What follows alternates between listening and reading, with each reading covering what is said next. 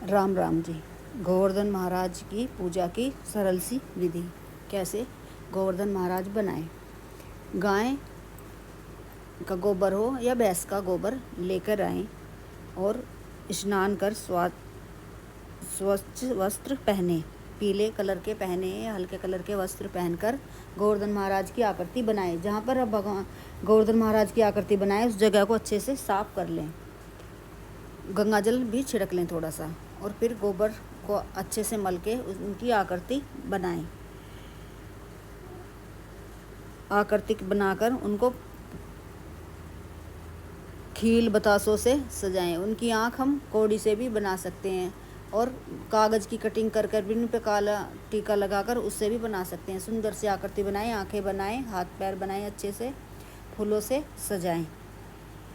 पूजा स्थान पर एक थाली में दीपक रखें, धूप रखें, अक्षत रखें, फूल रखें, जल रखें अर्घ्य देने के लिए, और मंत्रों का उच्चारण करते रहें। कृष्ण भगवान के मंत्रों का उच्चारण हमें करते रहना है और फिर हमें कृष्ण भगवान की गोवर्धन महाराज की पूजा करनी है। परिवार के सभी मेंबर खड़े हो जाएं और थाली में पूरी रखें, हलवा रखें, पूड़े रखें, सब्जी रखें, मिठाई रखें, चावल रखें, खील बतासा रखें भगवान को भोग लगाने के लिए। और घर का मुखिया ही सबसे आगे परिक्रमा करे। परिक्रमा करते हुए कृष्ण भगवान के मंत्रों का जाप भी करते रहें और कृष्ण भगवान को भोग भी लगाएं और आरती भी करें और प्रसाद अपने अड़ोस पड़ोस में भी बांटें। गोवर्धन महाराज की पूजा का शुभ मुहूर्त रहेगा 22 अक्टूबर को 6:26 से 8:42 का शुभ मुहूर्त रहेगा। इस बीच में गोवर्धन महाराज की पूजा पूर्ण विधि विधान से करनी चाहिए और गौशाला जाकर भी हमें गौ माता को कुछ ना कुछ खिला के आना चाहिए। जो हमने भोग प्रसाद बनाया है, पूरी हलवा मिठाई जो बनाए हैं, गोवर्धन महाराज को भोग लगा के हमें मंदिर में भी दीपक प्रज्वलित करके आएँ और गौ माता को भी खिला के आएँ। गौ माता के चरण स्पर्श करके आएँ। हमारे घर में पूरी साल अन्न धन की बरकत बनी रहती है, हमारे परिवार पर कृष्ण भगवान की कृपा बनी रहती है। और तुलसी महारानी के पास भी दीपक प्रज्वलित करें, घर के मुख्य दरवाजे के बाहर भी दीपक प्रज्वलित करें, अपने पूजा घर में भी करें।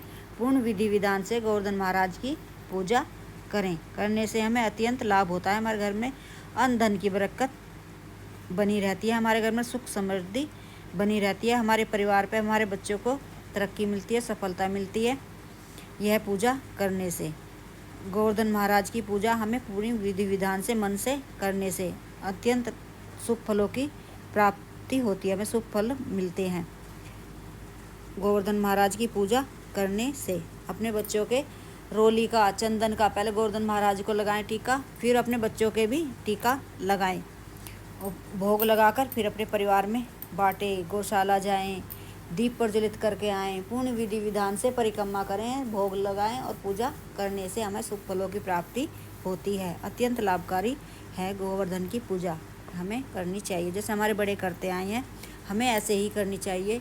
नए नियम नहीं अपनाने चाहिए। इन बातों का भी ध्यान में रखकर गोवर्धन महाराज की पूजा करना अत्यंत लाभकारी मानी जाती है, शुभ फलों की प्राप्ति होती है, हमें अवश्य करनी चाहिए।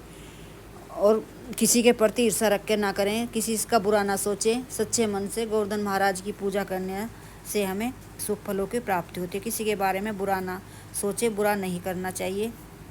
सब न क्रोध करें, क्रोध करने से भी बचना चाहिए और काला नीला वस्त्र नहीं पहनना चाहिए। और कृष्ण भगवान को, गोवर्धन महाराज को जो हम भोग लगाएंगे उस खाने में लहसुन प्याज वाला भोजन नहीं होना चाहिए। और जैसे हम खाना बना रहे हैं थोड़ा चख के देख लेते हैं, यह भी नहीं करना चाहिए, क्योंकि हमें भोग भगवान को लगाना है। आज ना करें। भोग में जैसा बन रहा है, जितना मिर्च मसाला हम जिस हिसाब से डाल रहे हैं उसी तरीके से डालें। झूठा भोजन ना करें, पवित्रता का ध्यान रखें, साफ सफाई का ध्यान रखें। इन बातों का ध्यान में रखकर कृष्ण भगवान की, गोवर्धन महाराज की पूजा करें। किसी के प्रति ईर्ष्या ना रखें, किसी से भेदभाव ना करें, क्रोध ना करें। आस पड़ोस में मिलकर पूजा करनी चाहिए। जैसे अपने पड़ोस में पूजा होती है उसी के अनुसार ही हमें पूजा करना बेहद शुभ माना जाता है। शुभ फलों की हमें प्राप्ति होती है।